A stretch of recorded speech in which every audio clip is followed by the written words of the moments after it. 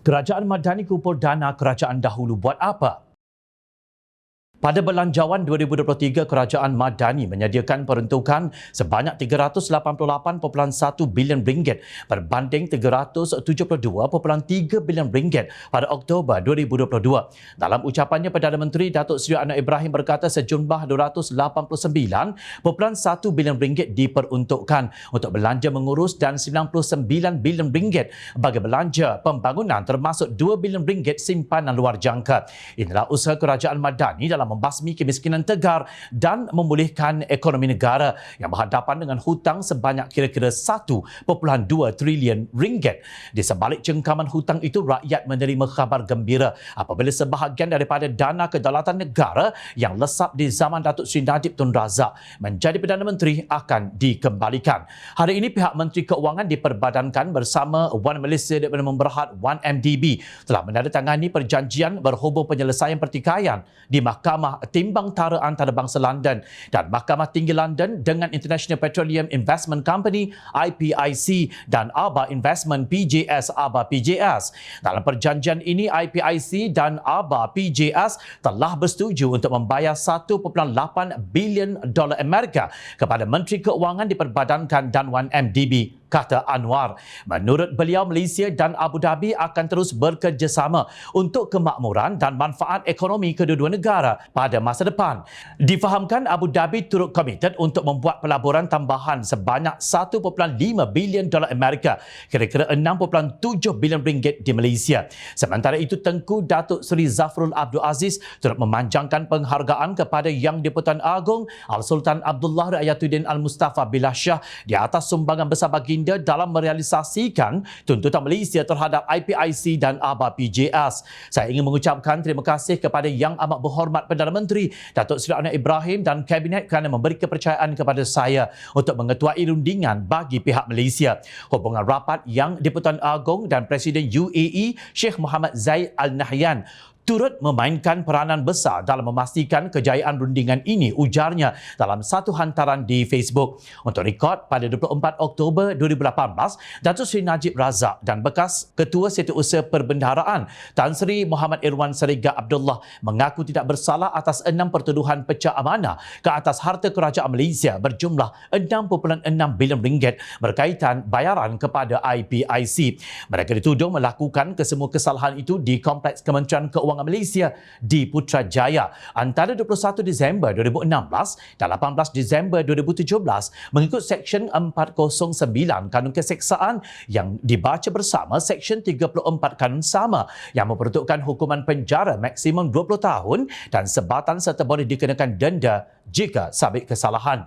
Bagaimanapun, media melaporkan cubaan Najib dan Irwan untuk melepaskan diri daripada dakwaan gagal apabila pada 3 Mac 2022 Mahkamah Tinggi Kuala Lumpur menolak permohonan mereka untuk dilepaskan tanpa dibebaskan daripada 6 pertuduhan pecah amanah tersebut. Permohonan untuk dilepaskan tanpa dibebaskan mengikut Seksyen 254 Kanun Tata Cara Jenayah hanya boleh dibenarkan jika pendakwaan tidak berhasrat untuk meneruskan kes. Katanya dah menetapkan 1 hingga 4 April 2023, 8 hingga 11 April dan sepanjang Mei tahun depan sebagai tarikh perbicaraan baharu kes berkenaan. Setelah berita bahawa IPIC akan memulangkan kira-kira RM8 bilion kepada kerajaan Malaysia, lalu berteriaklah penyokong-penyokong Najib bahawa keputusan ini kononnya telah membersihkan nama bekas Perdana Menteri itu daripada sebarang kesalahan tersabit dengan 1MDB.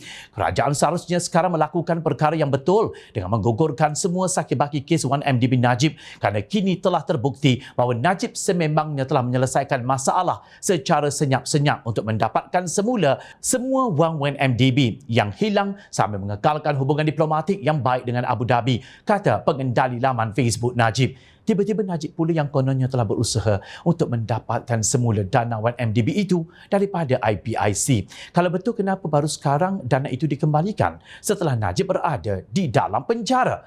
Takkan banduan boleh mengadakan hubungan diplomatik dengan negara luar? Apapun, oleh kerana kes Najib dan Irwan ini masih dalam perbicaraan, maka kita biarkan di situ untuk mahkamah membuat keputusan. Ibarat terlepas dari mulut buaya masuk mulut harimau. Itulah yang berlaku kepada Malaysia setelah Pakatan Harapan memenangi pilihan raya umum ke-14 untuk memulihkan negara daripada kerosakan yang berlaku akibat skandal MDB dan Malaysia digelar kerajaan kleptokrat. Muncul gerombolan baharu yang kini disiasat membabitkan penyelewengan RM92.5 bilion. Menurut Suruhanjaya Pencegahan Rasuah Malaysia SPRM, dana tersebut merupakan pakej rangsangan ekonomi ketika negara dilanda pandemik COVID-19. Jom channel doakan SPRM berjaya merungkai misteri penggunaan dana tersebut selain isu penyelewengan projek dana wibawa yang dilaksanakan ketika darurat pandemik COVID-19 yang berjumlah RM7 bilion yang kini di peringkat pendakwaan. Kerajaan sedang berusaha mendapatkan dana selain menjimatkan wang. Peranan ini gagal dilakukan oleh Kerajaan Perikatan Nasional sama ada menerusi jana wibawa maupun projek tempatan banjir bernilai RM15 bilion. Dalam pada itu, Ahli Jawatan Kuasa Pimpinan Amanah Nasional Muhammad Faiz Fazil menyifatkan Belanjawan 2023 sebagai belanjawan yang mujarab bagi keadaan ekonomi semasa. Suatu yang amat menggembirakan apabila kebajikan golongan M40 turut diberikan perhatian khusus. Kadar cukai pendapatan M40 dikurangkan 2% dan meliputi lebih banyak individu. Selain itu, kadar cukai perusahaan mikro, kecil dan sederhana PMKS turut diturunkan kepada 15% untuk RM150,000 yang pertama. Di samping itu, sebanyak RM40 bilion kemudahan pinjaman dan jaminan pembiayaan disediakan untuk PMKS, manakala GLC akan memperuntukkan RM1.5 bilion untuk melabur dalam syarikat pemula atau startup berpotensi tinggi. Selain itu, bantuan khas Aidilfitri sebanyak RM700 kepada penjawat awam menunjukkan penghargaan kerajaan pimpinan PM10 kepada tulang belakang kerajaan ini. Demikian sebahagian daripada ulasan positif beliau berhubung Belanjawan 2023 yang dibentangkan Jumaat lalu. Tiba-tiba ada pemimpin Perikatan Nasional yang berteriak kononnya belanjawan ini berunsurkan pemikiran komunis. Beberapa kali dalam ucapannya digunakan ayat-ayat yang menggambarkan seolah-olah Yang Amat Berhormat Tambun memulakan apa yang dipanggil class warfare atau pertembungan kelas dalam negara kita. Ini adalah taktik populis yang berasal daripada pemikiran tokoh aliran kiri terutama Karl Marx dan Friedrich Engels. Saya mengesan bau-bau pemikiran aliran kiri tersebut dalam ucapan Yang Amat Berhormat Tambun, kata Ahli Parlimen Bersatu Tasik Gelugur, Datuk Wan Saiful Wan Jan.